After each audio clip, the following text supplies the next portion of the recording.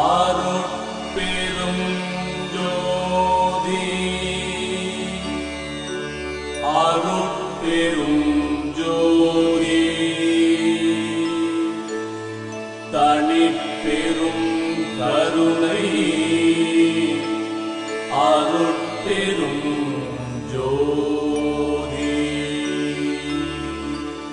அருட்பெரும் ஜோதி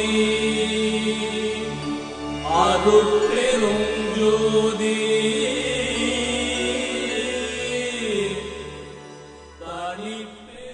கருணை அருட்பெரும் ஜோதி எல்லாமுடைய அருட்பெரும் ஜோதி தனிப்பெருந்தலைமை அருட்பெருஞ்சோதி ஆண்டவரின் தனிப்பெரும் கருணையினால் வள்ளல் பெருமானின் தலைமையின் கீழ் நமக்கு திருவருட்பா கூட்டு வழிபாடை இப்போது நிறைவு செய்து கூட்டு வழிபாட்டின் முக்கிய அம்சமான தத்விசார பேருரை வள்ளலார் வாழ்வியல் நெறி என்ற தலைப்பில் தயவு திரு ஐயா கனக சபாபதி கீர்த்திசுவன் ஐயா பேசுவாங்க. பேச்சு முடித்த பிறகு அது சம்மந்தப்பட்ட சில சந்தேகங்களையும் அது சம்மந்தப்பட்ட சில கேள்விகளை தொடர்ந்து நம்ம அந்த தத்விசாரத்தை நிறைவு பெறலாம். இறுதியாக வழிபாடு பெரியவர் சிவசண்முக ஐயா முடித்து வச்சு அனைவரும் இருந்து பிரசாதம் ஏற்று வீடு தரும்படி தங்களை தாழ்வுடன் கேட்கிறோம். ஜோதி அருட்பெரும் ஜோதி தனிப்பெரும் கருணை அருட்பெரும் ஜோதி எல்லா உயிர்களும் மின்புற்று வாழ்க கொல்லா நெறிய குவலயம் எல்லாம் ஓங்குக குவலயம் எல்லாம் ஓங்குக. திருச்சிற்றம்பலம். என்னுரிமை ஆன்மநேய ஒருமைப்பாட்டுரிமை சகோதர சகோதரிகளே, பெரியோர்களே, தாய்மார்களே, குழந்தை செல்வங்களே, நீங்கள் யாவோரும் எல்லாம் வல்ல அருட்பெரும் ஜோதி ராமலிங்க பெருமானுடைய தனிப்பெரும் கருணையினாலே மரணமில்லா பெருவாழ்வு வாழ வேண்டும். அவர் உங்களுடைய உள்ளத்திலே இருந்து சாகாக்கலா அனுபவத்தை தருவதற்கு அருள்பாலிக்க வேண்டும் என்று அவரை வேண்டி கேட்டு துதித்து அடியேன் அதாவது இந்த பாரிஸ் மண்ணிலே 30 ஆண்டு காலத்துக்கு முன்பாக தயவு திரு சிவசண்முகம் ஐயா அவர்கள் ஆரம்பித்து வைத்த அந்த ராமலிங்க பணிமன்றத்தினுடைய செயல்பாட்டினுடைய ஒரு விரிவுதான் இன்று இந்த வழிபாடு இங்கு நடப்பதற்கு காரணமாக ஆகியிருக்கின்றது. அவர் அதாவது தான் வளர்ந்தது மட்டுமல்லாமல் தனக்கு பின் ஒரு சந்ததியே உருவாக்கி இந்த பாரிஸ் மண்ணிலே விட்டிருக்கின்றார். அவரை நாங்கள் துதித்து அவர் இந்த பாரிஸ் மண்ணிலே நீண்ட ஆயுளோடு சாகாக்கலா அனுபவத்தோடு மரணமில்லா பெருவாழ்வில் வாழ வேண்டும் என்று எம்பெருமானை வேண்டி துதித்து அடியேன் சற்று உங்களோடு பெருமானுடைய வாழ்வியல் நெறியை பற்றி பேசுவதற்காக புகுகின்றேன். அதாவது பெருமானுடைய வாழ்வியலை பேசுவதென்பது வருடக்கணக்காக பேசிக்கொண்டே இருக்கலாம். மரணமில்லா பெருவாழ்வு என்பது என்றும் ஒரு ஆத்மா ஜீவகாரணிய தொண்டு செய்து வாழ்ந்து கொண்டு இருப்பது, அதே போல் அந்த சாகாக்கலா அனுபவத்தையும் என்றுமே பேசிக்கொண்டு இருக்கலாம். ஆனால் இந்த குறிப்பிட்ட இந்த ஒரு மணித்தியாலங்களிலே சில மணித்துளிகளை உங்களோடு பகிர்ந்து கொள்ள இருக்கின்றேன். அதற்கு முன் உங்களுடைய ஒவ்வொருடைய உள்ளத்திலும் அருள் ஒளியாக இருந்து உங்களையும் இந்த உலகத்தையும் இயக்கி வருகின்ற இயற்கை பேராற்றலாகிய அருட்பெரும் ஜோதி ராமலிங்க பெருமானை வணங்கி துதித்து இந்த தலைப்புக்குள் புகுகின்றேன். அதாவது இன்று இந்த மனதை மையப்படுத்தி கொண்டு நாம் சில கருத்துக்களை தெரிவிக்கலாம் என்று நினைக்கின்றேன். என்றால் இது ஒரு முக்கியமான பகுதியாக இருக்கின்றது. இந்த மனம் என்றால் என்ன, எப்படி இந்த உடம்பிலே அந்த மனம் உருவாகின்றது என்பதை சரியாக தெரிந்து கொள்ளாமல் நாம் அந்த சாகாக்கலா அனுபவத்தை பெறுவதற்கு போக முடியாது. ஆகவே அடிப்படையாக இந்த மனம் என்றால் என்ன என்றதை தெரிந்த பிற்பாடு தான் அந்த சாகாக்கலா அனுபவத்துக்குள்ளேயே நான் போக முடியும்.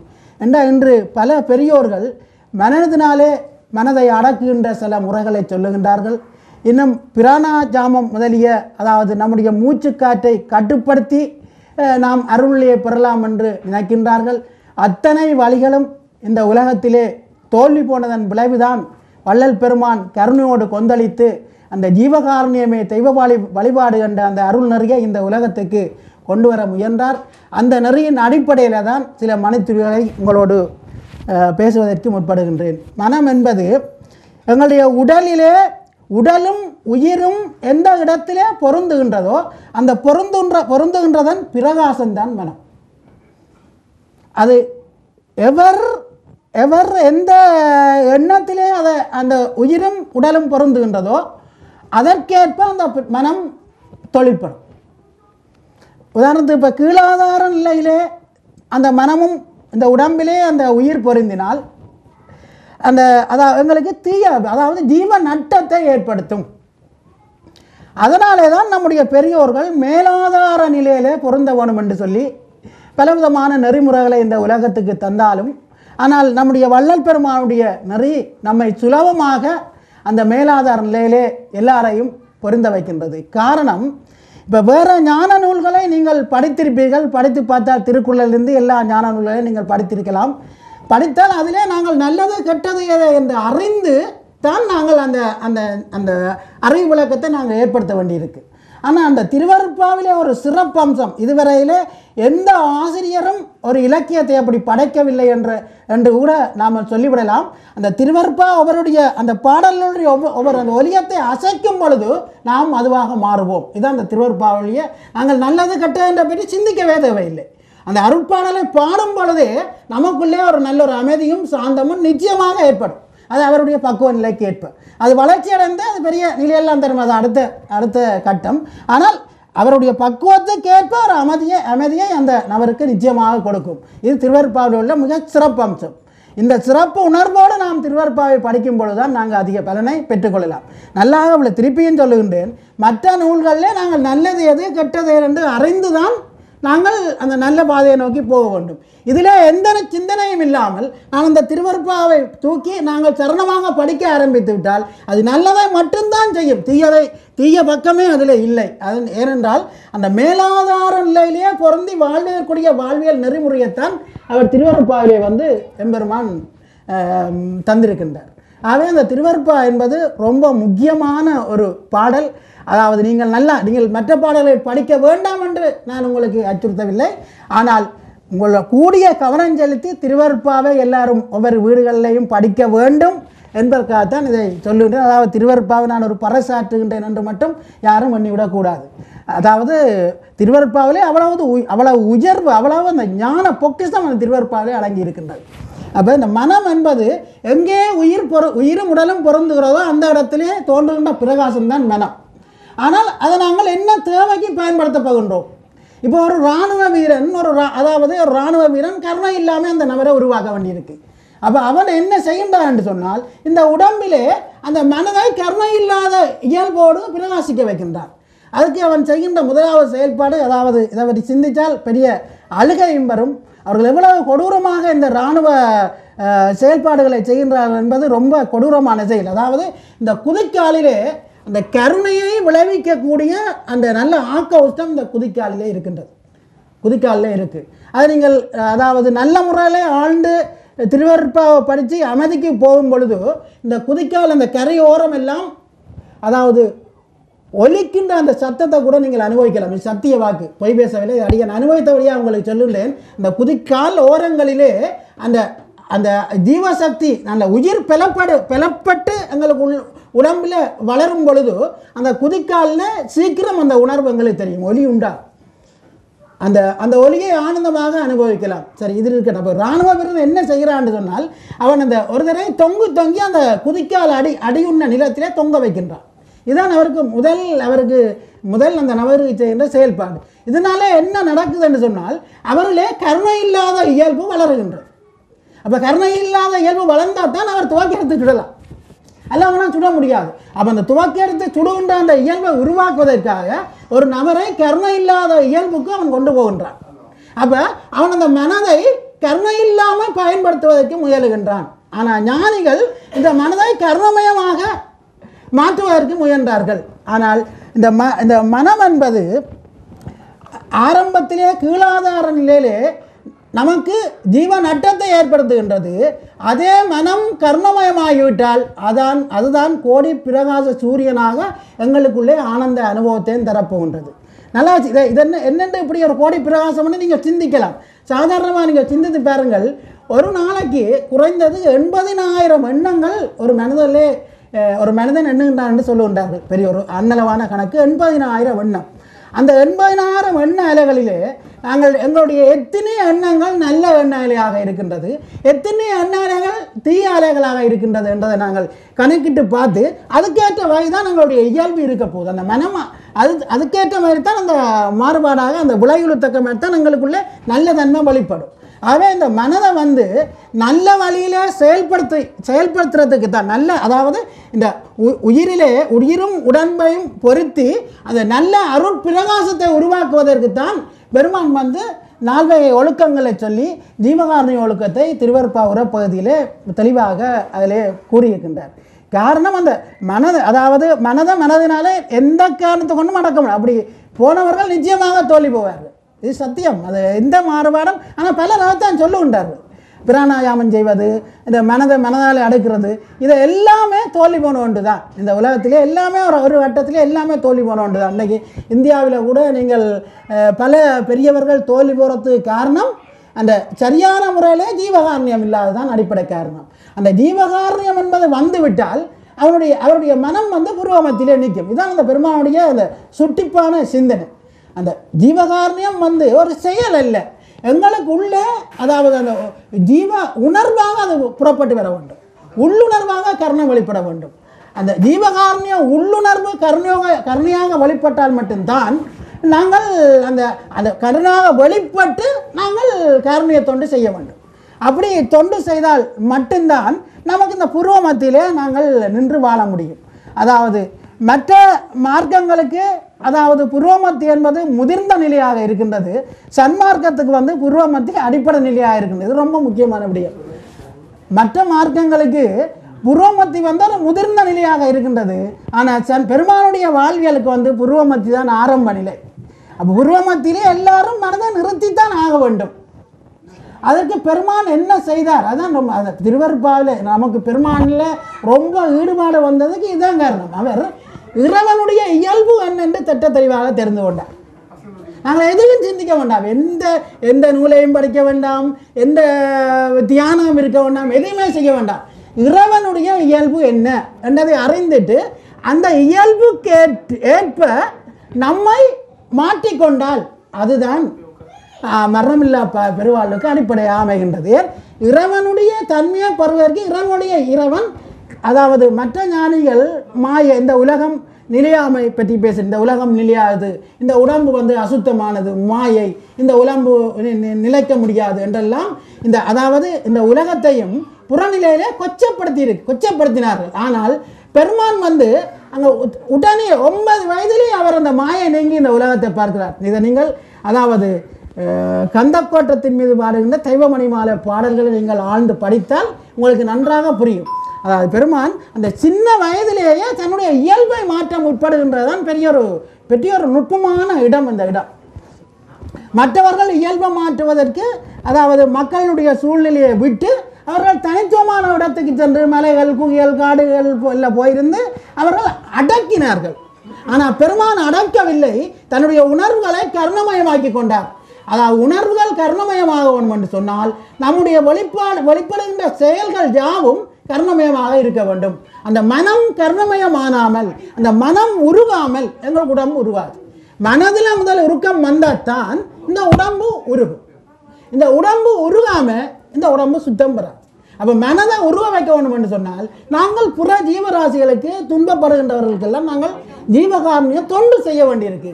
கண்ணாலே அவர்களை பார்த்து அவர்களுக்கு கருண உணர்வோடு, இதுதான் ரொம்ப முக்கியம். இப்போ சும்மா என்னோட பொருள் இருக்குது என்று நாங்கள் அவர்களுக்கு செய்வது அது எங்களுக்கு ஒரு பலனை தராது, ஒரு சட்ட பலனை தரலாம். இல்லாமல் எங்களுக்குள்ள அதாவது கருணை என்பது ஒரு சக்தி அந்த உடம்புல. அதை நீங்கள் அந்த சுரக்கின்ற நேரத்தில் உடம்பு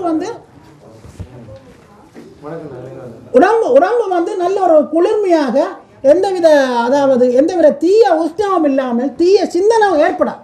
அதாவது அந்த கருணை சக்தி இந்த உடம்பிலே சுரக்க ஆரம்பித்து விட்டால் எங்களுடைய உடம்பிலே தீய எண்ணங்கள் நிச்சயமாக உருவாக மாட்டாது.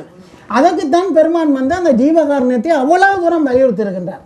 அந்த மனம் முதல் உருக வேண்டும். அதாவது இப்போ இன்றைக்கெல்லாம் நாங்கள் வழிபாடு செய்தோம், அதாவது உண்மையிலே எங்களால் தடுக்க முடியாது. அந்த ஜீவராசிகள் இறந்து அவர்கள் உண்ண போகிறதை நாங்கள் தடுக்க முடியாது. ஆனாலும் அவர்களுக்காக எங்களுடைய மனம் உருகுகின்றதே. இதுதான் வழிபாடு, இதுதான் நாங்கள் செய்கின்ற வழிபாடு. இதுதான் இன்றைக்கு இந்த வழிபாட்டில் உள்ள பெரிய முக்கியத்துவம். அதுக்காக நாங்கள் உருகின்றோம். அது இந்த ஜீவராசிகள் துன்பப்பட போகின்றதே, அதுக்காக எம்பெருமான் அந்த ஜீவராசிகளுக்கு ஏதாவது தொந்தரவுபயத்தால் அதை தடுக்க முடியாதா என்று அது நடக்காவிட்டால் கூட நாங்கள் உள்ளுருகின்றோம். இந்த உள்ளுருக்கம் தான் வழிபாடு. இந்த உள்ளுருக்கம் என்பது ஒரு சக்தி, ஒரு உணர்வு. அந்த உணர்வு எங்களுக்குள்ள வந்து அந்த செயல் நடைபெற வேண்டும். இப்போ நீங்கள் வடலூரை எடுத்துக்கொண்டால் ஏராளமான ஜீவகாருண்ய பணிகள் நடக்கின்றது. ஆனால் அங்கே எல்லாரும் அந்த உள்ளுணர்வோடு செய்கின்றார்கள் என்றால் நிச்சயமாக இல்லை. அப்படி உள்ளுணர்வோடு செய்திருந்தால் நிச்சயமாக அந்த வடலூர் பெருவழியிலே ஏராளமானவர்கள் மரணமில்லா பெருவாளை பெற்றிருப்பார்கள், சாகக்கலை அனுபவத்தை பெற்றிருப்பார்கள். ஆனால் பெறவில்லை. அதுக்குரிய காரணம் அந்த செயலை செய்கின்றார்கள், ஆனால் இந்த கருணை உணர்வில்லாமல் செய்கின்றார்கள். அப்படி நாங்கள் செய்து எங்களுடைய வாழ்க்கையில் நாங்கள் ஏமாற்றத்தை தழுவக்கூடாது என்றது பெருமானுடைய ஆழமான இந்த உலகத்துக்கு தந்த மிக மிக முக்கியமான செய்தி. அதாவது கருணை உணர்வு வெளிப்பட்டு அந்த செயலை செய்ய வேண்டும். ஆனால் இப்போ பெருமான் வந்து அதாவது இந்த உள்ளுருக்கத்தை ஏற்படுத்துவதற்கு அந்த ஜீவாரணி ஒழுக்கத்தில் வந்து ரெண்டு முக்கியமான செயல்தான் நமக்கு அதாவது பர இன்பத்தை தரக்கூடியது என்று சொல்லுகின்றார். அந்த பர இன்பம் என்று சொன்னால் ஒரு பற்றற்ற நிலை. இப்போ நீங்கள் மற்ற ஞானிகளுடைய வார்த்தை பிரயோகம், இன்னும் வேதாந்திகளுடைய வார்த்தை பிரயோகத்தை பெற்றால் அவர்கள் அந்த தானம் என்று பேசுவார்கள். தானம் என்பது பலனை எதிர்பார்த்து செய்கின்ற ஒன்று. அப்போ அந்த ஒரு செயல் எங்களுக்கு இறைவனாலே ஆக வேண்டியிருக்கு. நாங்கள் அந்த தானத்தை செய்கின்றோம். அந்த தானத்தினுடைய விளைவாக அந்த செயல் நிவர்த்திக்கப்பட்டால் எங்களுக்குள்ள உபகார சக்தி தோன்றாது. பெருமானுடைய சிந்தனை வந்து ஒருதன் வந்து புலபோகத்தோடையோ நாங்கள் இறைவன்கிட்ட ஒரு செயலை கேட்டு பெற்றுக்கொள்வதோ பெருமானுடைய நோக்கம் அல்ல. அவருடைய நோக்கம் இந்த உடம்பை அழியாத உடம்பாக மாற்றிக்கொண்டு சாதாக்கலை அனுபவத்தோடு நித்திய வாழை பெற வேண்டும் என்பதுதான்.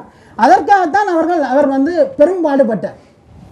ஆகவே இதில் முக்கியமான, அதாவது நீங்கள் எங்கே தான் சுற்றி திருவருட்பாவை முழுக்க நாங்கள் பாடினாலும் அதை மனப்பாடனம் செய்தாலும் அதில் எங்களுக்கு அந்த திருவருட்பாகர் என்ற முக்கிய செய்தி நாங்கள் காலையில் இருந்து மாலை வரையும் அதாவது இன்னும் சொல்லப்போனால் 24 மணித்தியாலங்களும் நாங்கள் ஜீவகாருண்ய உள்ளுணர்வோடு நல்ல எண்ண அலைகளை உருவாக்க வேண்டும். அந்த நல்ல எண்ண அலைகள் உருவாக்குறது மட்டும் போகாமல் அந்த எண்ண அலை உடம்பு முழுக்க பரவ வேண்டும். அது ரொம்ப முக்கியம். என்றால் இப்போ எண்ண அலையை சில பெரியவர்கள் உருவாக்கினார்கள், ஆனால் அவர்கள் உடம்புக்கு அதை இறக்கவில்லை. இதுதான் அவர்களுக்கு வந்து இப்போ நீங்கள் ரமண மகரிஷியோ அல்லது ராமகிருஷ்ண பரமஹம்சர் எல்லாம் நீங்கள் எடுத்துக்கொண்டு நீங்கள் ஆராய்ந்து பார்த்தால் அவர்கள் வந்து ராமகிருஷ்ண பரமஹம்சருக்கெல்லாம் கடைசியில் கேன்சர் தான் வந்திருக்கு, நோய். ஏன்னா உடலை வந்து அவர் கையை விட்டு விட்டார். அப்போ உடல் உறுப்புகள் எல்லாம் வெந்து நொந்து அவர்கள் அந்த சமாதியை, அதாவது ஒரு மயக்க நிலையில் இருந்தார்களொழிய அறிவு விளக்கத்தோடு இருக்கவில்லை. சமாதி என்பது என்றைக்கும் ஒரு மனிதனுக்கு மயக்கத்தை தான் தரும். அது ஒரு அறிவு விளக்கம் இல்லாத நிலை. கண்ணை மூடிக்கொண்டு இருக்கலாம், ஆனால் என்ன நடக்குதுன்னு தெரியாது. ஆனால் பெருமானுடைய தியானம் அது அல்ல. 24 மணித்தியாலமும் நல்ல சிந்தனையிலே நல்ல எண்ணங்களை உருவாக்கி கொண்டு எங்களை நாங்கள் பஞ்ச இந்திரியங்களையும் செயல்படுத்தி கொண்டு இருப்பது பெருமான் அடிப்படை நிலையாக சொல்லுகின்றார். இதை செய்யாமல் நாங்கள் மேலே உண்டைக்கெல்லாம் இவ்வளோ நாங்கள் கூடியிருக்கிறோம், இந்த இடத்துல எல்லாம் நாங்கள் கூடியிருக்கிறோம் சொன்னால் ஏதோ ஒரு புண்ணியம் செய்திருக்கின்றோம். ஆனால் அந்த இன்றைக்கு நடைபெற்ற இந்த வழிபாடுடைய அந்த பலாவலனை நாங்கள் எங்கள் உடம்பிலே அனுபவிக்க தெரிய வேண்டும். இப்போ திருவருட்பாவை பாடும் பொழுது அந்த பாடலுடைய ஒவ்வொரு ஒலியத்தையும் புருவமத்திலே இருந்து நாங்கள் அனுபவிக்க தெரிய வேண்டும். இந்த புருவமத்திலே இருந்து அந்த ஒலியம் அதிர்ந்தால்தான் இந்த உடம்பு முழுக்க அந்த அதிர்வு ஏற்படும். மற்றபடி நீங்கள் எங்கே கீழாதாரில் எங்கே இருந்து பொருந்தினாலும் அதுக்கு கீழ்ப்பட்ட நிலையில அந்த குறிப்பிட்ட இடத்திலே தான் அந்த மாற்றங்கள் அந்த அதிர்வுகள் ஏற்படுமே இல்லாது. ஆனால் அந்த அதிர்வும் பெரிய அளவில் பயன் தராது. ஒரு சும்மா ஒரு புலன் இன்பத்தை தட்டி போட்டு விடுமே இல்லாது ஒரு நிலைத்த இன்பத்தை தர முடியாது. ஆகவே அந்த மனதை வந்து நாங்கள் புருவ மத்தியிலே நிறுத்தி பழக வேணும். அப்படி நிறுத்தி பழகினது மட்டும் இல்லாமல் அந்த நிறுத்தி அந்த மனதை வைத்துக்கொண்டு நல்ல அருள் பாடல், அதாவது திருவருட்பாவை நாங்கள் நாளாந்தம் பாட வேண்டும். பாடி இந்த புருவ மத்தியிலே இருந்து நாங்கள் அந்த நல்ல அந்த பாடியை அழுந்தி பெருமான் சொல்ல உற்று கேட்க வேணுமென்று சொல்வார், ஒரு வார்த்தையை போடுவார், உற்று கேட்க வேணுமெண்டா அந்த புருவ மத்தியிலே இருந்து நாங்கள் அந்த திருவருட்பாவை பாடினால் மட்டும்தான் அந்த உடம்பு முழுக்க அந்த திருவருட்பாவுடைய ஒலி அலை எங்களுடைய இரத்தத்தோட நாடி குழாயில் எல்லாம் போய் அந்த தீய அலைகளை எல்லாம் அடித்து நல்ல அலைகளாக இந்த உடம்பில் நல்ல உணர்வை உருவாக்கும். அந்த உணர்வை உருவாக்குவதற்கு நாங்கள் முதல் செய்ய வேண்டியது புருவ மத்தியிலே நாங்கள் இருக்க பழைய மனதை நிறுத்த வேண்டும். அந்த மனதை நிறுத்துவதற்கு மனதிலே உள்ளுருக்கம் ஏற்பட வேண்டும். ஏன்னா இதில் வந்து இறைவனுடைய அருள் வழி நிறைந்திருக்கின்றது புருவ மத்தியில். அதாவது இந்த புருவ மத்தியை பற்றி பேசுவது என்பது நெடுநேரமாக பேசி என்ன பேசினா தான் இதை விளங்கும். அதாவது இப்போ நான் அடியிருந்து இங்கே இருக்கிறேன்னு சொன்னால் ஒவ்வொரு நாளும் ஒரு கிழமையில் 2-3 நாளைக்கு உங்களோட கலந்துரையாடலை செய்து கொண்டு இருக்கும் பொழுது தன்னிச்சையாக அந்த புருவ மத்தியிலே அந்த மனம் நின்றுவிடும்.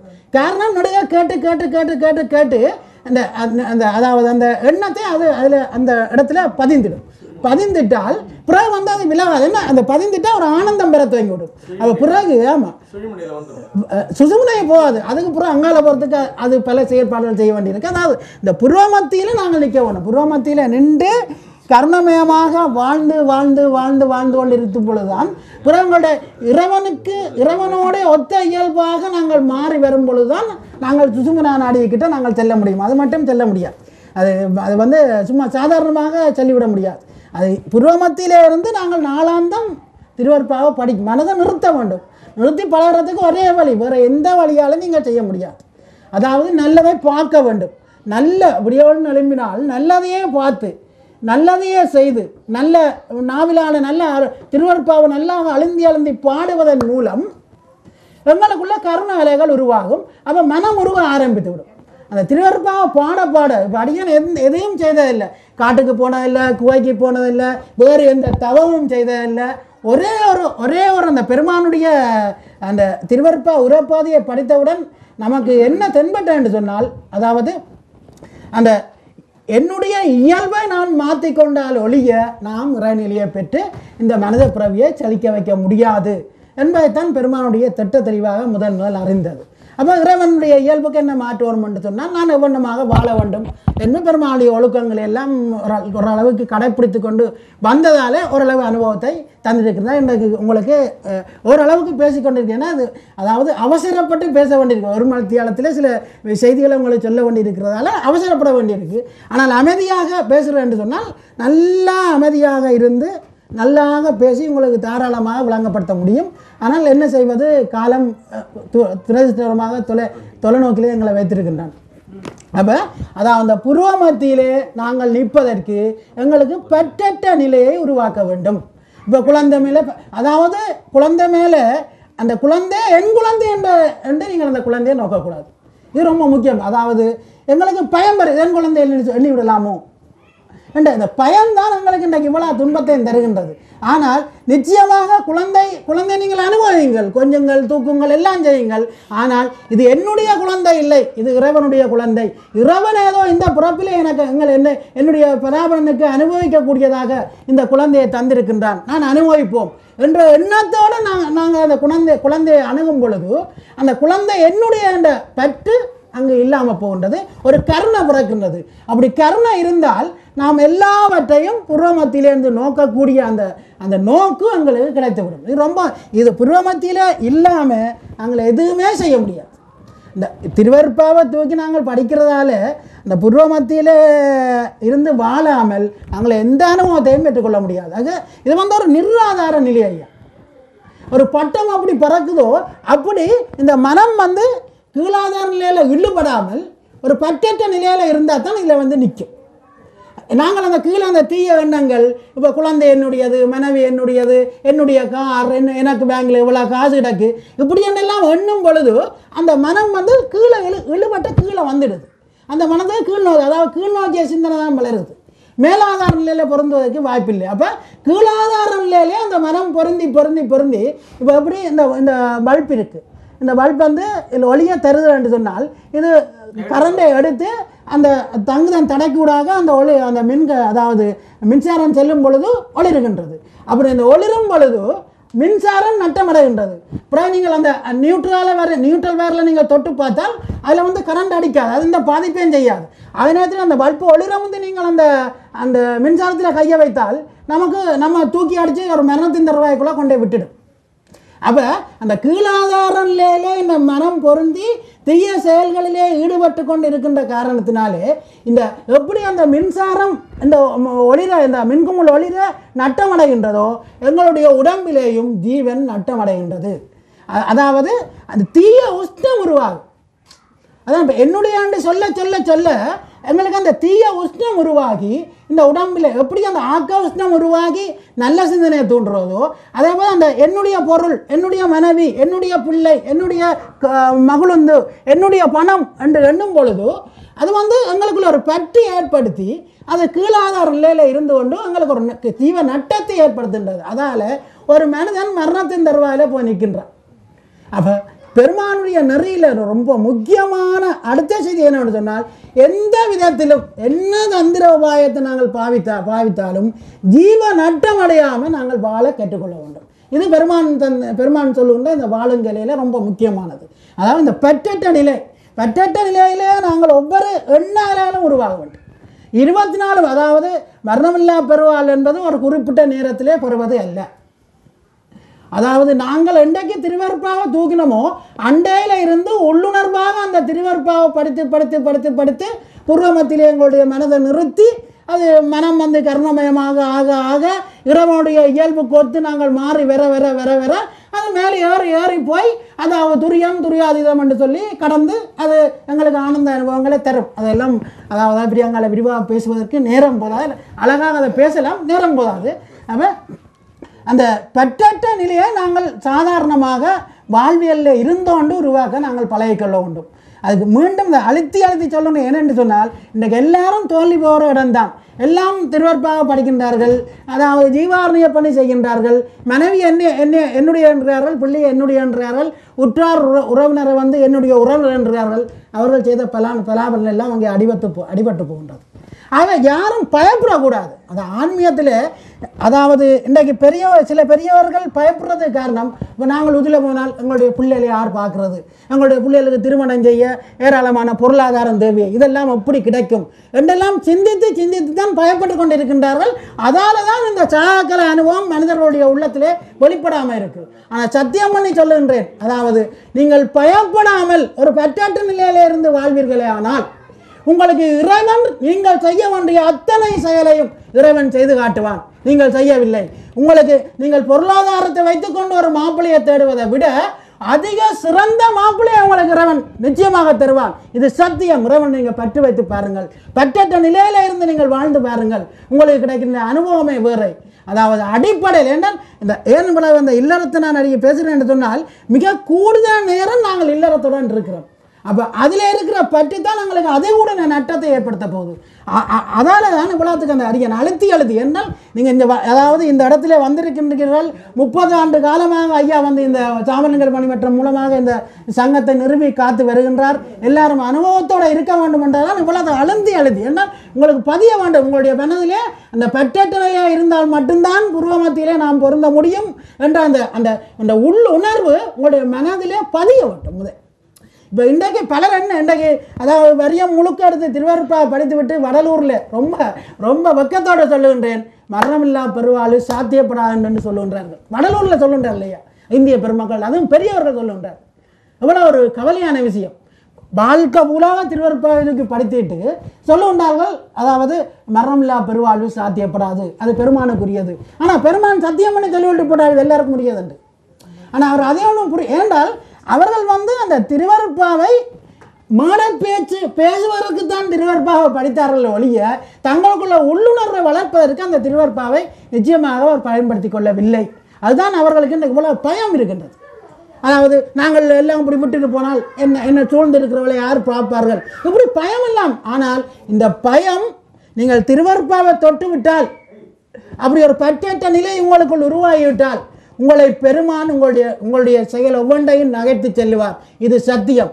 அதாவது எங்களுக்கு இந்த சத்திய ஞான கோட்டத்தை உருவாக்கும் பொழுது நாங்கள் ஒரு செல்வந்தர்கள் அல்ல, சாதாரண ஒரு பாமர மக்கள்லாம் நாங்கள், எந்த ஒரு செல்வந்தர்களும் அல்ல.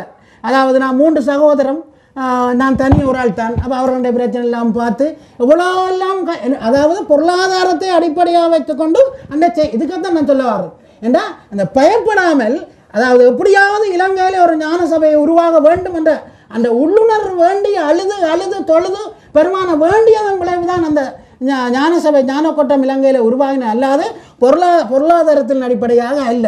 ஏன் இதை சொல்லுகின்றேன் என்று சொன்னால், உங்களுக்கும் அப்படி ஒரு தெளிவு பிறக்க வேண்டும். அதாவது உங்களுடைய எனக்கு ஒரு பிள்ளையை, எனக்கு ஒரு பொம்பளை பிள்ளை இருந்தால் அந்த பிள்ளைக்கு ஒரு நல்ல ஒரு மாப்பிள்ளையை நல்ல தொழிலோடு நல்ல சீரான குணத்தோடு எம்பெருமான் தருவார் என்ற அந்த உணர்வு நமக்குள்ளே பதிவாக வேண்டும். அந்த பதிவு தான் அந்த செயல்பாட்டை செய்ய வைக்கின்றது. எங்களுக்கு அந்த பதிவு இல்லாத காரணத்தினால அந்த செயல் நடப்பதில்லை. நாங்கள் பொருளாதாரத்தை தேடி நாங்களும் நட்டமடைந்து பிள்ளைகளையும், என்றால் நீங்கள் அந்த பொருளாதாரம் வந்து எனக்கண்டு சேமித்த பொருளாதாரத்தை பிள்ளைக்கு வந்து அந்த பாவத்தை தான் கொடுக்கின்றீர்கள். நல்லா புரிந்து கொள்ள வேண்டும். அதாவது நான் இதை உடைச்சி பேசுகின்றேன் என்று சொல்லி தயவு செய்து என்னை மன்னித்துக் கொள்ள வேண்டும். ஆனால் இந்த பொருளாதாரம் பிள்ளைக்கு ஒரு பாவ மூட்டையை தான் நீங்கள் கட்டி கொடுக்கின்றீர்கள், அல்லாது பிள்ளைக்கு நீங்கள் கருணையை வழங்கவில்லை. காரணம் அது உங்களுக்கண்டு, அதாவது என்னுடைய குடும்பத்துக்கண்டு சேமித்த பொருளாதாரம். அதாவது அப்படி அந்த எண்ணத்தோட அந்த சேமிப்பு இருக்கக்கூடாது. என்னுடைய பிள்ளையை இறைவன் காப்பான் என்ற அந்த உணர்வு நமக்குள்ளே சரியான உள்ளுணர்வாக ஆழமாக பதிந்து விட்டால், அந்த எண்ண அலை உருவாகி அந்த பிள்ளைக்கு எங்கேண்டான இறைவன் ஒரு நல்ல ஒரு மாப்பிள்ளையை, நல்ல உத்தியோகத்தை, இன்னும் நல்ல செயல்களை, நல்ல ஆனந்தத்தை எல்லாம் இறைவன் வழங்குவான். அப்ப நாங்கள் அந்த வருங்கால சந்தையினருக்கு பாவத்தின் வழி அதில் வாழ வைப்பதற்கு தாஜந்தீர்தான் காரணமாகின்ற இதுக்கத்தான் இவ்வளவு அழுத்தி இருக்கின்றது. அதாவது பயம் இருக்கக்கூடாது, அதாவது பணத்தினால தான் அவர்கள் வாழ வேண்டும் என்ற அந்த எண்ணமே தவறானது. இது அப்படி அந்த எண்ணம் இருந்தால் அந்த புருவமத்திலே பொருந்தாதைய நாங்கள் பெரிய நட்டத்தை நாங்கள் இந்த உடம்பில் ஏற்படுத்த கொண்டு. அதுக்காக அந்த இவ்வளவு அழுது, அதாவது அந்த பற்றுக்கள் எல்லாமே நமக்கு கீழாதார நிலையில பொருந்தி மனம் பிரகாசப்பட்டு ஜீவ நட்டத்தை தான் ஏற்பட்டு அது கடைசியாக மரணத்தில் போய் நிற்கும். அப்போ அந்த மரணத்தை வெல்ல வேணும் என்று சொன்னால் நாங்கள் இன்றைக்கு இவ்வளவு தூரம் நாங்கள் கூடியிருக்கின்றோம், வழிபாடு செய்திருக்கின்றோம், ஆழமாக அனுபவித்தின்ற அகவலை பாடி இருக்கின்றோம், இன்னும் பதியங்களை பாடி இருக்கின்றோம். அந்த பாடியோடைய பலனை நாங்கள் அனுபவிக்கணும் என்றால் கூட நாங்கள் இந்த பற்றற்ற நிலையில் இந்த இடத்துல இருந்தால் தான் இப்போ இந்த இடத்துல வந்து ஒரு நல்ல மின்காந்தால தொழிற்பட்டு கொண்டிருக்கு. அதை அனுபவிப்பதற்கு நீங்கள் உங்களுடைய உடம்பிலே அதை சேகரிப்பதற்கு நீங்கள் பற்றற்ற நிலையில் இருந்தால் தான் இந்த அலை உங்களுக்கு பாய். இல்லாமல் இந்த வழிபாட்டினுடைய பலனை நாம் அனுபவிக்க முடியாது. அப்போ இன்றைய அந்த வழிபாட்டினுடைய பலனை நாங்கள் அனுபவிக்க வேண்டும் என்றால் கூட நாம் நிர்வாணமாக இருக்க பழகிக்கொள்ள வேண்டும். ஒரு பெற்றற்ற நிலை, எதிலும் விரும்பவும் கூடாது, வெறுக்கவும் கூடாது. அந்த விருப்பு வெறுப்பற்ற இடம்தான் புரோமத்தி. இதைத்தான் ரொம்ப தெளிவாக புரிந்து கொள்ளணும். அந்த விருப்பு வெறுப்பு அற்ற இடம்தான் இந்த புரோமத்தி. அந்த புருவமத்தியில எங்களுடைய மனதை நிறுத்தாமல், அந்த புருவமத்திலே இருந்து மனம் உருகாமல், அந்த உள்ளுக்கு உருகி அந்த உருக்கம்தான் உயிரிறக்கமாக மாறுகின்றது.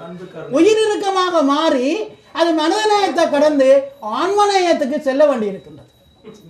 அப்ப அந்த மனதிலே உள்ளுருக்கம் ஏற்பட்டால்தான் அது ஒரு உயிரிறக்கம் வரும். உயிரிறக்கம் வரும் பொழுது மனிதநேயம் வரும். மனிதநேயம் வந்தால் பிறகும் நாங்கள் உருகி புருவமத்திலிருந்து உருகும் பொழுது எங்களுக்கு ஆன்மநேயம் வரும். ஆன்மநேயம் கைவரப்பட்டு விட்டால் எங்களுக்கு தாய்மை உணர்வு எங்களுக்குள்ளே வரும். நாங்களுடைய அகவலில் படித்தோம், தாய் என்று முடிகின்ற அந்த அகல் வரிகளை நீங்கள் பார்ப்பீர்கள். அப்படி நாங்கள் அந்த தாயானவள், அந்த உயிர் தாய், அந்த தாய்மை உணர்வு வளர்ந்து விட்டால் அந்த உயிர் தாயானவள் நமக்கு இந்த மரண பிணியை போக்குவதற்கான அமுதங்களை எங்களுக்கு வழங்குவாள். அந்த தாய்மை உணர்வு எங்களுக்குள்ள வளர வேண்டும். அதுக்கு ஆன்மநேயம், உலகத்தில் உள்ள 84 லட்சம் ஆன்மவேத உயிரினங்களையும் ஒருமித்து நினைக்கக்கூடிய ஒரு உள்ளுணர்வு நமக்கு வெளிப்பட்டால் ஒழிய நாம் இந்த உலகத்திலே பலாபலனை பெற முடியாது. நாங்கள் எவ்வளவுதான் என்னத்தை செய்தாலும், எந்த கோயிலை கட்டினாலும், எவ்வளவு தூரம் என்னென்ன ஜீவாரணிய பணியை செய்தாலும் எங்களுக்குள்ளே உள்ளுருக்கம் வளராம விடுமாயின் நாங்கள் எந்த பலனையும் நாங்கள் அனுபவிக்க முடியாது. அப்போ அந்த தாய்மை உணர்வு என்பது அந்த தாயான அப்போது கூட சொன்னேன், அதாவது ஏன் இந்த தாய் விளக்கேற்ற வேண்டும், அந்த தாய்மை உணர்வு கைவர பெற்று விட்டால் நம்முடைய உயிருக்கு அவங்களுக்கு அமுதங்கள் எல்லாம் கிடைக்குது.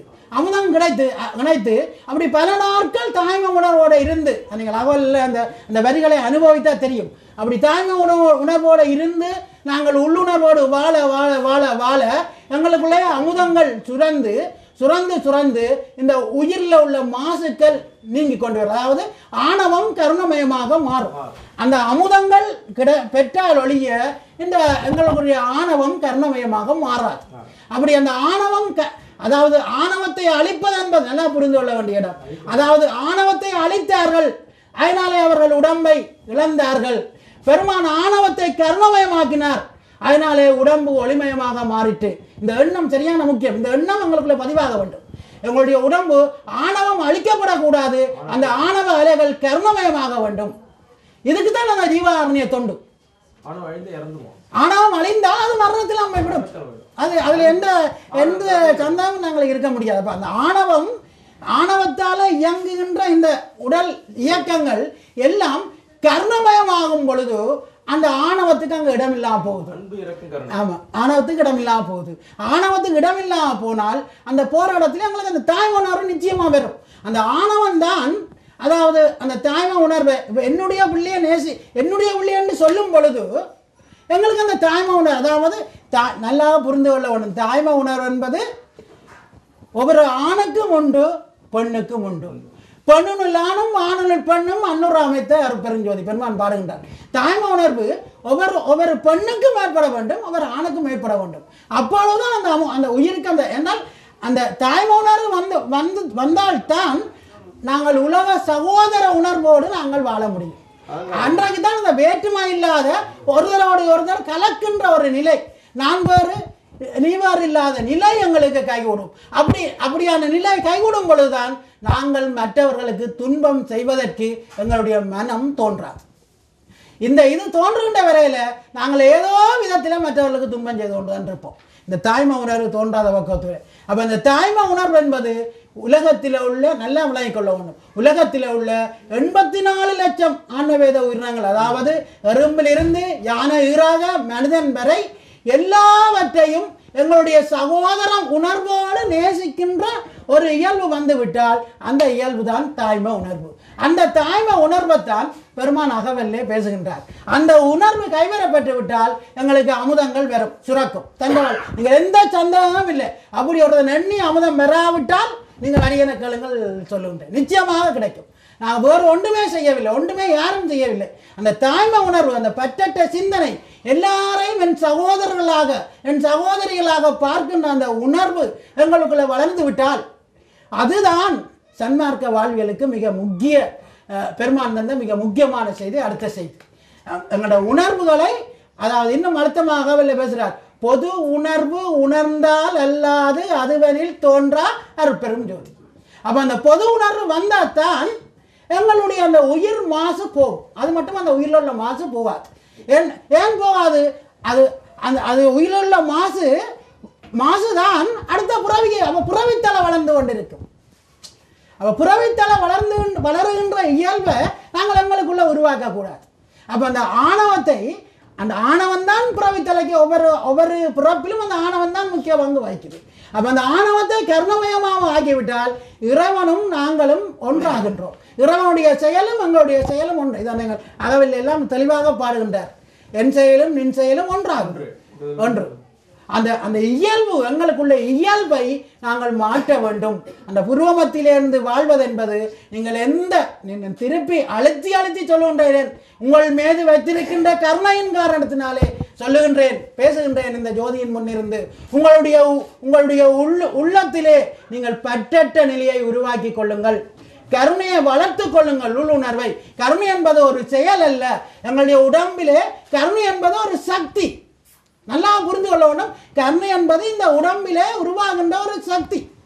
அதுக்கு தான் இந்த இந்திரியங்களை கர்ணமயமாக தொழிற்பட வைக்க வேண்டும் என்று பெருமான் ஜீவாரண்யத்தில் சொல்லுகின்றார். நாங்கள் அதை செய்யாம செயலை செய்கின்றோம்.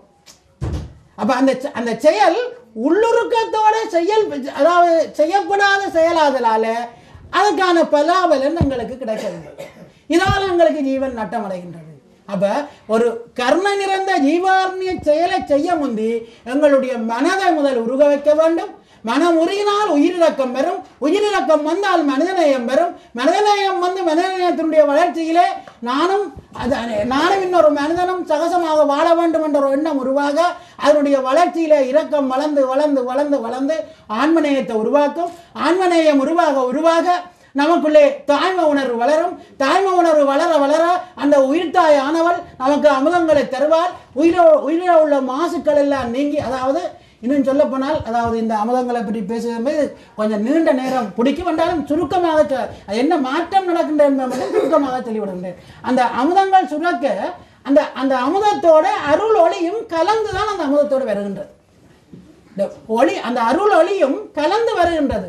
இன்னும் அந்த உண்ணீரை பற்றி அதுவும் அறிய வேண்டும். ஆனால் நேரம் போதாது. அந்த உயிரிறக்கம் என்பது நமக்குள்ளே வளர வேண்டும். உயிரிறக்கம் இல்லாமல் செயல்கின்ற எந்த செயல்களும் பயன் தராது.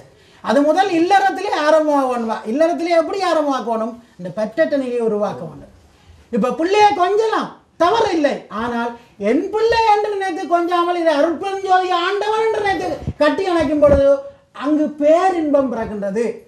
என் பிள்ளை என்னும் பொழுது அங்கு சுதானந்தம் உருவாகின்றது. இதான் ரெண்டுக்கும் வித்தியாசம். அருட்பெருஞ்சோதி ஆண்டவனுடைய பிள்ளை எனக்கு இந்த பிறவியிலே இந்த இறைவன் அனுபவிக்க தந்திருக்கின்றான் என்று அந்த பிள்ளையை கொஞ்சம் பொழுது பேரானந்தம் பிறக்கின்றது. இப்ப சாதாரணமாக இது என்னுடைய பிள்ளை சுதானந்தம், அது கீழாதார நிலையில் ஏற்படுகின்ற இன்பம். அது ஒரு சற்று ஆனந்தத்தை தரலாம் இல்லாமல் அது சற்று நேரத்திலே அது அழிந்து போற உண்டு. ஆனால் அந்த பேரானந்தம் என்பது வளர்ந்து போற உண்டு. அந்த பேரானந்தம் என்பது ஒவ்வொரு உயிர்கலங்களிலேயும் அது உற்சாகத்தை ஏற்படுத்தக்கூடியது. அதான் ரொம்ப முக்கியம். அதுக்குத்தான் இந்த பெற்றட்ட நிலையை இருக்கணும். நாங்களும் வெற்று பாத்திரமாக வேண்டும்.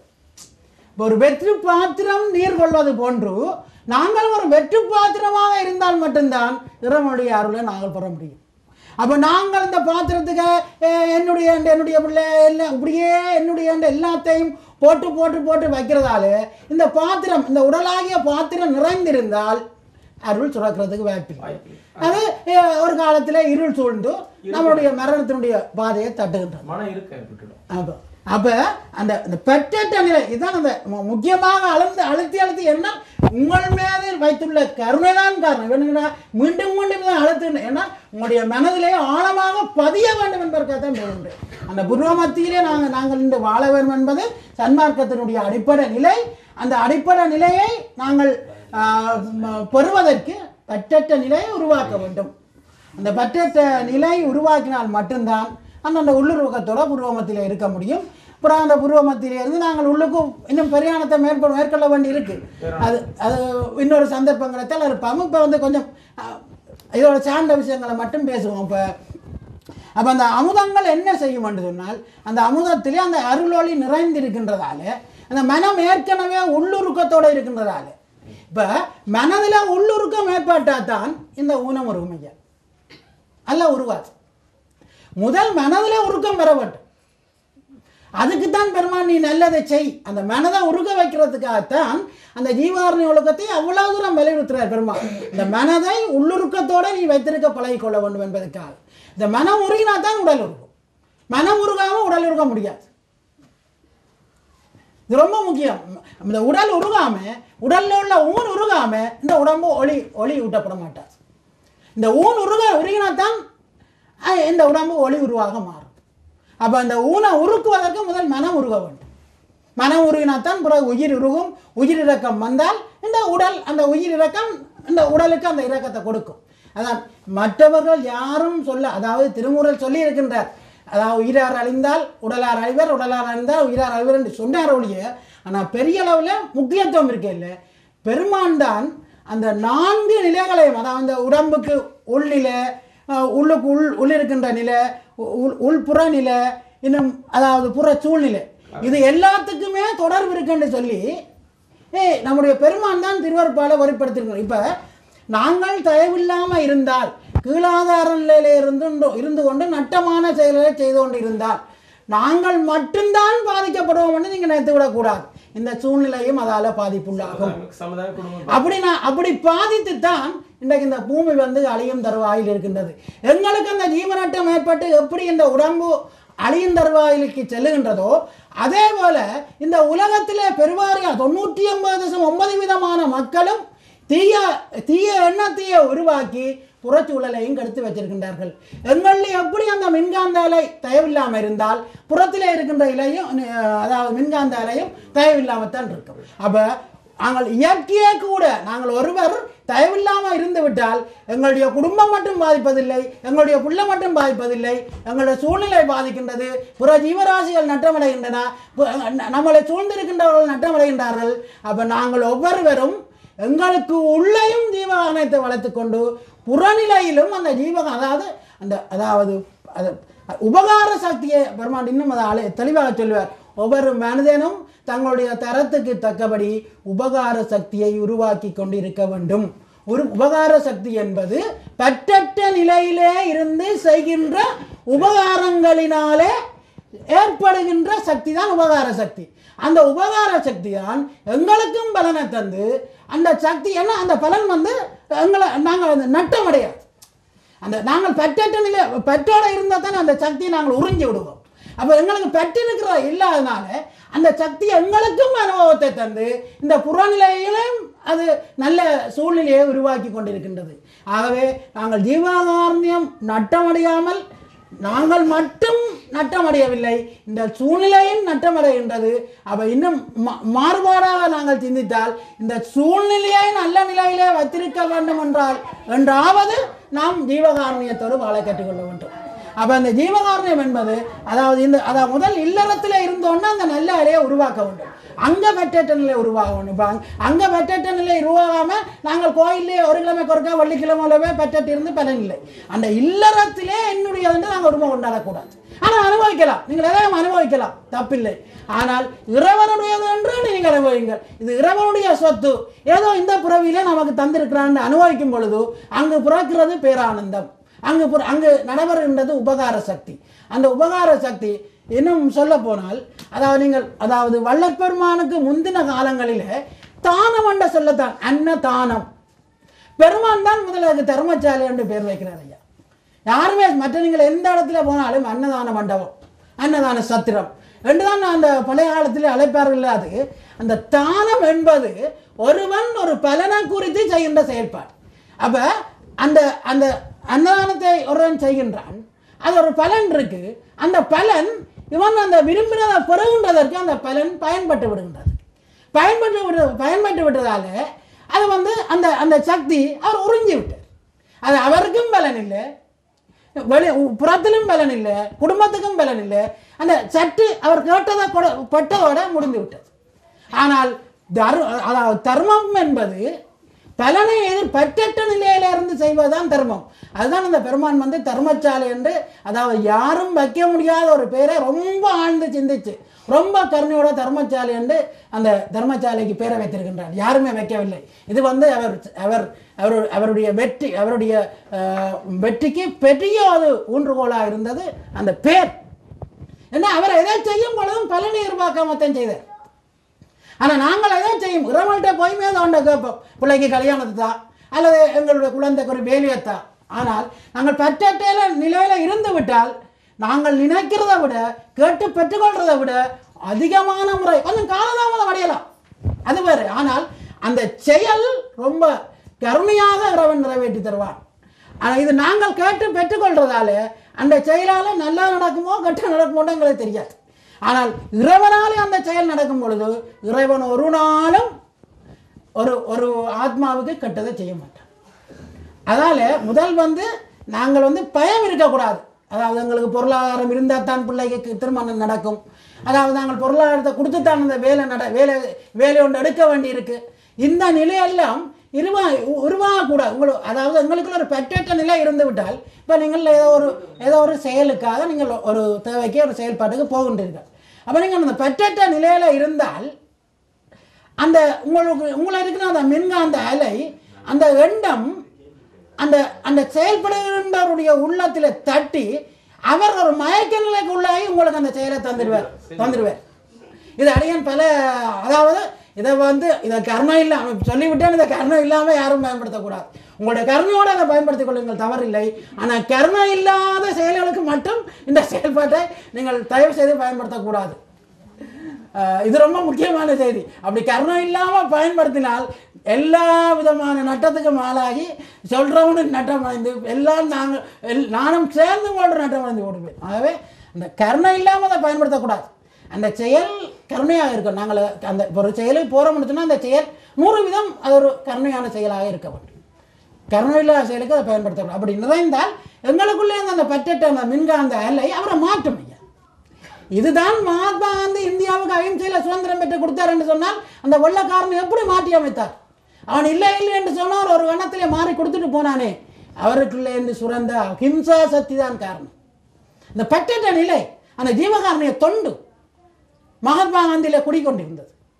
அந்த அவருடைய எண்ணம் அவரை மாற்றி அமைத்து விட்டது. ஆனால் சிரமப்பட்டார், கொஞ்சம் தாமதப்பட்டார், அது வேறு. ஆனால் அதால இந்தியா இன்றைக்கு அகிம்சையால் சுதந்திரம் பெற்று சொல்லி இந்த உலகத்துக்கு ஒரு வழிகாட்டியா இருக்குது அல்லவா? இதுதான் மகாத்மா காந்தி செய்த பெரிய சேவை. இதை நாங்கள் இன்றைக்குமே மறந்து விடக்கூடாது. இதுதான் இப்போ அடியன் போராட்டங்களில் எல்லா இடத்துலையுமே பேசுவேன். இன்றைக்கு நான் உங்களோட இருந்த ஒரு இந்திய குடிமக்களோடு நான் பேசிக்கொண்டிருக்கின்றேன் என்று சொன்னால், இந்தியா என்பது உலகத்துக்கு ஒரு ஞான பூமி, ஞானத்தை விளைவிக்கக்கூடிய பூமி. அந்த பூமியில பிறந்தவர்களோடு இன்றைக்கு அடியன் என்று பேசிக்கொண்டிருக்கின்றேன் என்று சொன்னால் நான் ஏதோ ஒரு புண்ணியம், அதாவது இந்தியாவை பொறுத்தவரை ஒரு பிச்சைக்காரனா பிறக்க வேண்டாலும் புண்ணியம் பண்ணுமையா, இது சத்தியமான உண்மை. எல்லாரும் பிச்சைக்காரனா பிறக்க முடியாது. ஏன்னா இந்தியா மண்ணில் பிறப்பதற்கு பெரும் புண்ணியம் வேணும். நாங்களெல்லாம் புண்ணியம் இல்லாத காரணத்தினால ஒரு அசுர பூமியில பிறந்து இன்னைக்கு துன்பப்பட்டு கொண்டிருக்கின்றோம். உங்களுக்கு அப்படியான வாய்ப்பு இல்லை. நீங்கள் ஞானத்தை நினைத்தால் உங்களுக்கு ஞானம் கைவிட்டு விடும். நாங்கள் அதுக்கு பெரிய வரப்பிரசாதங்கள் எடுத்துக்கொள்ள வேண்டும். ஏன்னா எங்களுடைய பூமி அசுர பூமி, இலங்கை அசுர பூமி, அசுர பூமி. காந்தி சிலை கொண்டு வந்தார். கூட்டு முயற்சி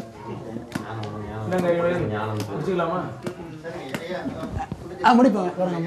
அப்போ அப்படி நாங்கள் முதலாவதாக இல்லறத்திலே இருந்துதான் எங்களுடைய வாழ்க்கை மீண்டும் அழுத்தி காரணம் உங்கள் மீது அடியேன் வைத்திருக்கின்ற கருணைதான். நீங்கள் முதல் இல்லறத்திலே பற்றற்ற இயல்பை உருவாக்கி கொள்ளுங்கள். இது வேடிக்கைக்காகவோ ஒரு விளையாட்டாகவோ அடியேன் உங்களுக்கு பேசவில்லை. இப்படி நீங்கள் வாழ்ந்து பாருங்கள். உங்களுக்குள்ள அனுபவத்தை, உங்களுக்குள்ள செயல்கள் எல்லாம் பெருமான் நிறைவேற்றி நிச்சயமாக தருவார், சத்தியமாக தருவார். இந்த ஒன்றுமே இல்லாதவனுக்கு இவனை வச்சு ஒரு ஞான சபையை உருவாக்கவில்லையா? 6 கோடி ரூபாயில் ஒரு ஞான சபையை உருவாக்கி இருக்கிறாரு. எப்படி இன்னைக்கு என்னச்சா பயமா கிடக்கு? எப்படி நடந்த எங்களுக்கு தெரியாது. அதோட திறப்பு விழா பார்த்தீங்கன்னு சொன்னால் உலகத்து தமிழ் மக்கள் இல்லை, அதாவது 30 ஆண்டுகளுக்கு பிற்பாடு உலக தமிழர்களை பெருமான் தான் ஒன்றித்து வைத்திருக்கின்றார் இலங்கையில். ஆழமாக வரலாற்றிலே பொன்னால பொறிக்கப்பட வேண்டிய இடம்.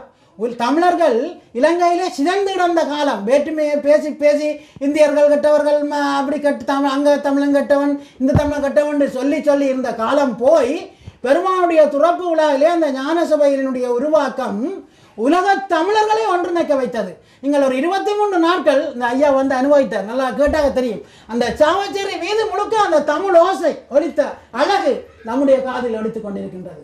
எல்லாருடைய மலேசிய தமிழ், இந்தியா தமிழ், பரிஸ் தமிழ், அப்படி அப்படி எல்லா நாட்டு சிங்கப்பூர்ல இருந்து வந்தவர்களுடைய தமிழ், இப்படி எல்லாருடைய தமிழ் ஒலிதான் சாவச்சேரியில் உருவானது. ஒரு 23 நாட்கள் கோலாகலமாக இருந்த சாவச்சேரி. அவர்கள் நடக்கவும் போகவும் வரவும் பெரிய ஒரு ஆனந்தமான அந்த 30 நாட்கள் இலங்கை பெரிய செய்த ஒரு புண்ணியம்.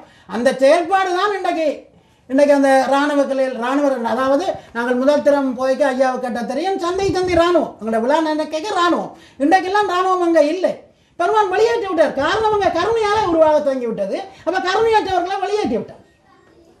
இது பெருமான் இந்த பெரிய கருணை.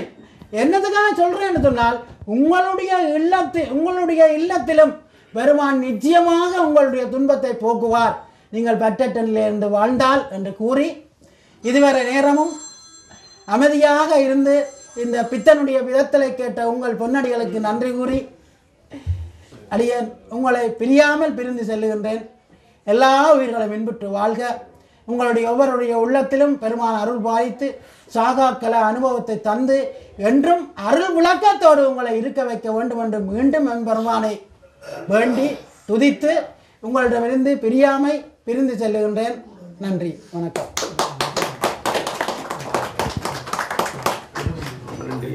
எனக்கு ஒரு சந்தேகம் கேட்கலாம். கேளுங்க. மனம் எங்க பிறகுது? மனம்னா என்ன? மனம் எங்க பிறகுது? அதுக்கு தனியா சொன்னேன். மனம் என்பது எங்களுடைய உயிரும் உடம்பும் பிறந்த இடத்தை மனம் உருவாகும். அந்த உயிர் உடம்பு எங்க பிறகுது? என்ன உயிரும் அது எங்கே எண்ணுன்றமோ அங்கே தோன்றும். அதுக்கு வந்து எந்த இடம் மட்டும் சொல்ல.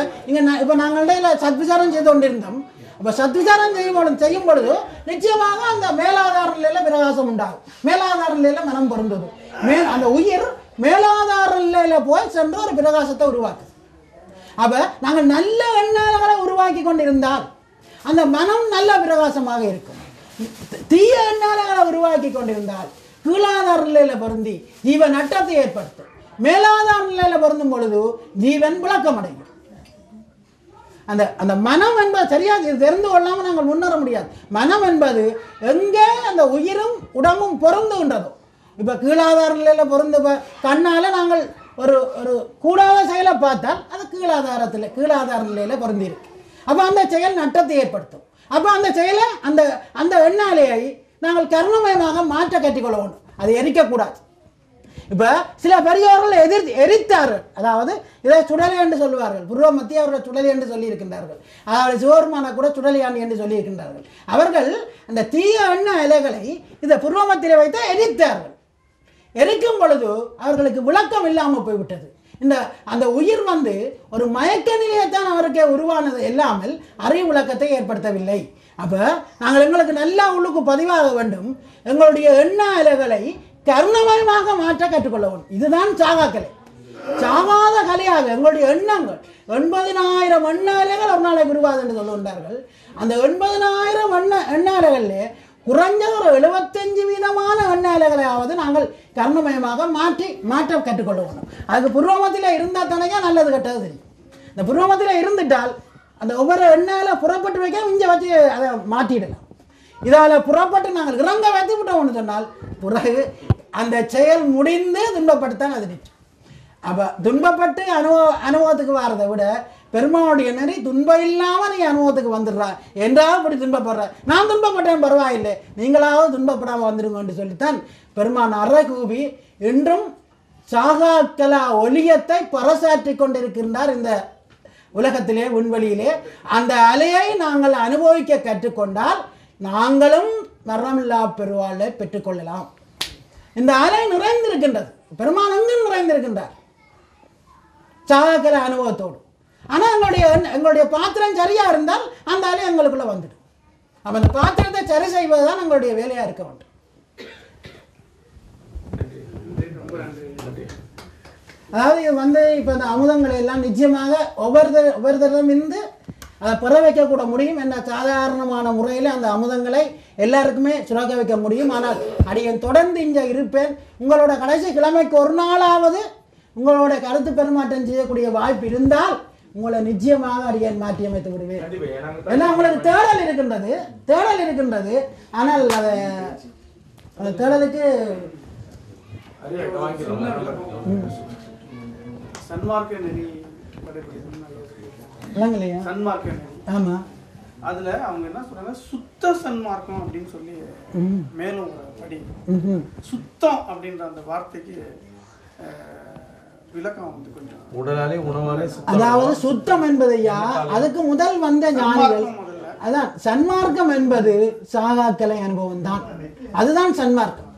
அந்த சாகாக்கலை அனுபவத்தோடு என்றும் வாழ்வதற்கு இந்த உடல் நீங்கள் இந்த சுத்தம் என்றதற்கு வந்து அதாவது பல உரையாசிரியர்கள் பல விதமான பொருள்களை சொல்லலாம். ஆனால் உண்மையிலே அந்த உடலை சுத்தப்படுத்தக்கூடிய வல்லமையைத்தான் பெருமை. அதான் அந்த சுத்த சன்மார்க்கத்துடைய மிக சிறப்பு. அந்த உடல் அறிவிளக்கமாக மாறினது. உடல்ல உள்ள ஒவ்வொரு கலங்களும் இறைவனுடைய அறிவிளக்கத்துக்குரிய கலங்களாக மாற்றப்பட்டு விட்டது பெருமான். அந்த சுத்தம் இதுதான் நாங்கள் இதன் அனுபவ பொருள். நாங்கள் வழியில வந்து 1000 பொருளை சொல்லலாம், அது வேற.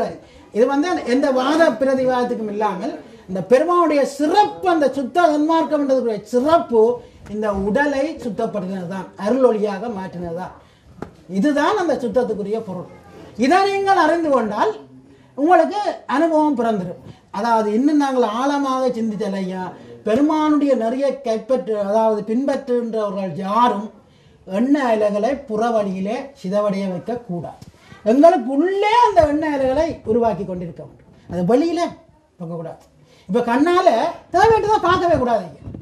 இப்போ தேவையற்ற ஒரு காட்சி கிடைக்குன்னு சொன்னாலும் அதை பார்க்கக்கூடாத, அதை கட்டுப்படுத்தக்கூடிய, கர்ணமயமாக்கக்கூடிய உடனே கண் போனால் கூட அந்த அந்த அந்த அதை தடுத்து கர்ம இயல்பாக நான் அதை பார்க்குறது தப்பில்லவா, அதில் உள்ள அருட்பெருஞ்சோதி ஆண்டவனை நான் தரிசிக்க வேண்டும். இப்போ எல்லாவற்றுக்குள்ளும் அருட்பெருஞ்சோதி இருக்கின்றது. அந்த தீய காட்சியிலும் அந்த அருட்பெருஞ்சோதியை நாங்கள் தரிசித்து விட்டால் அந்த தீய காட்சி எங்களுக்கு தீய விளைவை ஏற்படுத்தாது. இதுதான் அந்த நுணுக்கமான பெருமானுடைய நுண் தர்மம். அந்த ஒவ்வொரு எண்ணால புறப்படும் பொழுதும் நாங்கள் அந்த அதை கருணமயமாக கற்றுக்கொள்ள வேண்டும். கட்டுப்படுத்த என்பது வேறு, கருணமயமாக கற்றுக்கொள்ள வேண்டும். மாற்றணும், விழிப்புணர்வு மாற்றணும். இந்த போர்முலா என்பது ரொம்ப முக்கியம். இது இல்லாம போனால் வள்ளல் பெருமாளுக்கு நாங்கள் தகுதி இல்லை. மற்றவர்களை எரித்தார்கள். எண்ணம் உருவாக உருவாக அவர்கள் வெறுப்பின் மூலமாக அந்த வெறுப்பு என்ற அக்கினியாலே எரித்தார்கள். அதனாலே உடம்பை துன்பப்படுத்தினார்கள். ராமகிருஷ்ண மகரிஷி, ரமண மகரிஷி எல்லாருமே உடம்பு கேன்சர் ஐயா வந்தது. அவர்கள் என்னதான் இயந்திரலையை பற்றி நாங்கள் பேசினாலும், என்ன தத்துவங்களை பேசினாலும் எல்லாம் தோல்வி போய்விட்டன. அவர் உடம்பு போன பிற்பாடு அவர்களுக்கு அனுபவம் இல்லாமல் போச்சு. இந்த சமாதி என்பது அதான் ரொம்ப அவர்கள் சமாதி நிலையை தான் என்ன அந்த நேரத்தில் அதான் அவருக்கு அனுபவமாக இருந்தது. என்றால் அந்த மதங்கள், சைவ சித்தாந்தங்கள் அதுகள் எல்லாமே அதுக்குள்ளான் இருந்தது. அந்த கட்டுக்கோப்புக்குள்ளே பெருமங்க நீங்கள் படிக்கும் பொழுது அந்த அத்திவித ஆனந்த இடைவெளியிலே வேதாந்த சித்தாந்த சமநிலை வேண்டும் என்று பெருமான் பாடுகின்றார். சரியோ? அப்ப வேதாந்தம் சித்தாந்தமும் ஒற்றுமை கிடையாது. அந்த வேதாந்த சித்தாந்த ஒற்றுமைக்கு சமரசத்துடன் பிறந்ததுதான் சமரச சுத்த சன்மார்க்கம். அதுதான் சமரச சுத்த சன்மார்க்கம். அந்த சமநிலை ரொம்ப அத்தியுத ஆனந்தரில் ரொம்ப வேண்டுறார். அதில் அந்த பாட்டு அதான் இந்த உலகத்தை 1000 உலகத்தை வித்து கொடுத்தா கூட அந்த பாட்டுக்கு நிகராக அப்படி அனுபவங்கள் அதில் படிக்க எங்களுக்கு வெளிப்படும். அதை ஆழ்ந்து படிக்கணும்னா அதை இப்போ தனியாக வீட்டிலேருந்து படிக்க முடியாது. இப்படி இந்த ஐயாவெல்லாம் அது இது நன்றி சொல்ல வேண்டியது சிவசண்முகம் ஐயாவுக்கு தான். ஏன்னா அவர் தான் இந்த தன்னுடைய சிறார்களுக்கு இந்த கூட்டு வழிபாட்டை ஏற்படுத்தி வைப்பது. இப்போ வீட்டிலேருந்து படிக்க முடியாது. ஆகவே அவருக்கு கோடான கோடி தடவை எம்பெருமாட்ட வேண்டி அவர் கருணமயமாக சாகாக்கல அனுபவத்தோடு என்றும் வாழ வேணும் என்று சொல்லி மீண்டும் பெருமானை வேண்டி துதிக்கின்றேன் ஐயா. அவர் செய்த சேவை பெரிய சேவை. இந்த கூட்டு வழிபாடு என்பது முடியாது. நாங்கள் சுவிசில முயல்கின்றோம், உங்களுக்கு முடியவில்லை. வருகின்றார்கள் ஐயா 25வது ஆண்டு வெள்ளி வீடெல்லாம் செய்தாங்க. இல்ல வெள்ளி வீடெல்லாம் செய்தாங்க பெரிய அளவில். அருட்பெருஞ்சோதி அருட்பெருஞ்சோதி தனிப்பெருங்கருணை அருட்பெருஞ்சோதி எல்லாமுடைய தனிப்பெருந்தலைமை அருட்பெருஞ்சோதி ஆண்டவரின் தனிப்பெரும் கருணையினால் திருவருட்பிரகாச வள்ளல் பெருமானின் தலைமையின் கீழ் நடைபெற்ற அந்த கூட்டு வழிபாடு நிறைவு பெற்று இங்கு கூடியிருக்கின்ற அன்பர்களுக்கு எல்லாருக்குள்ளும் அருட்பெருஞ் ஆண்டவருடைய அருட்பேராற்றல் நிரம்பி இருக்க வேண்டுகின்றோம். இந்நிகழ்ச்சிக்கு வருகை தந்து சிறப்பாக சன்மார்க்க பேருரையும் கூட்டு வழிபாடும் எங்களுடன் இருந்து நடத்தியறிய திரு கனக சபாபதி கீர்த்தீஸ்வரன் மற்றும் அவர் துணைவியார் விஜயலட்சுமி அம்மாள் அவர்களுக்கு சமரசுத்த சன்மார்க்க சத்திய சங்கம் பிரான்ஸ் மக்களின் சார்பாகவும் இந்திய இலங்கை தமிழ் அன்பர்களின் சார்பாகவும் நன்றியினையும் அவருடைய சேவை பல்லாண்டு காலம் இலங்கை மாநகரத்திலும் மற்றும் பல பகுதியில் செழித்துவங்க எல்லாம் உடைய அருட்பெருஞ்சோதியின் அருளாற்றல் அவர்களுக்கு நிரம்பி வழிநடத்த வேண்டுகின்றோம். கூட்டு வழிபாடு நிறைவாக இப்பொழுது தீப ஆராதனை முடித்து அதைத் தொடர்ந்து பிரசாதங்கள் ஏற்று நண்பர்கள் வீடு திரும்ப அன்போடு நிகழ்ச்சிக்கு வருகை தந்து அனைவரும் அமைதியாக இருந்து இந்த வழிபாட்டை நடத்தியவர்கள் அனைவருக்கும் எல்லாமுடைய தனிப்பெருந்தலைமை திருவருட்பிரகாச வள்ளல் பெருமானின் கருணையினால் உங்களுக்கு நன்றியினையும் ஆண்டவருடைய அருட்பேராற்றல் நிற வேண்டும் என்று வேண்டி வணங்குகிறோம்.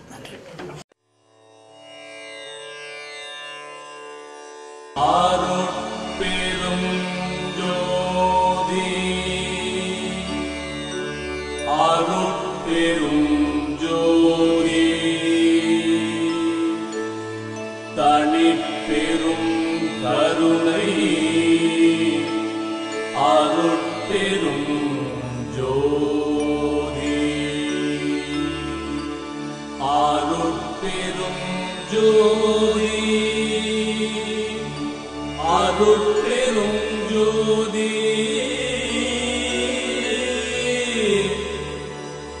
தனி பெரும் கருணை அருட்பெரும் ஜோதி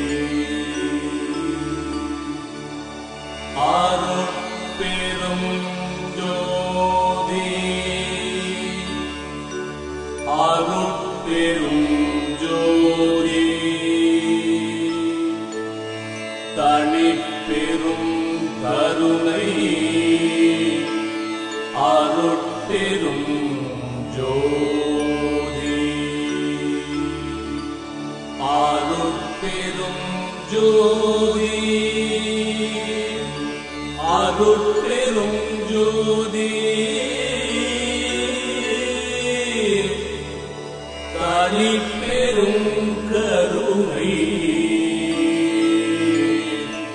அருட்பெரும் ஜோதி அருட்பெரும் ஜோதி அருட்பெரும் ஜோதி தனி பெரும் கருணை அருட்பெரும் ஜோதி அருட்பெரும் ஜோதி அருட்பெரும் ஜோதி தனி பெரும் கருணை அருட்பெரும் ஜோதி அருட்பெரும் ஜோதி அருட்பெரும் ஜோதி தனி பெரும் கருணை அருட்பெரும் ஜோதி அருட்பெரும் ஜோதி அருட்பெரும் ஜோதி தனி பெரும் கருணை அருட்பெரும் ஜோதி அருட்பெரும் ஜோதி அருட்பெரும் ஜோதி தனி பெரும் கருணை அருட்பெரும் ஜோதி அருட்பெரும் ஜோதி அருட்பெரும் ஜோதி தனி பெரும்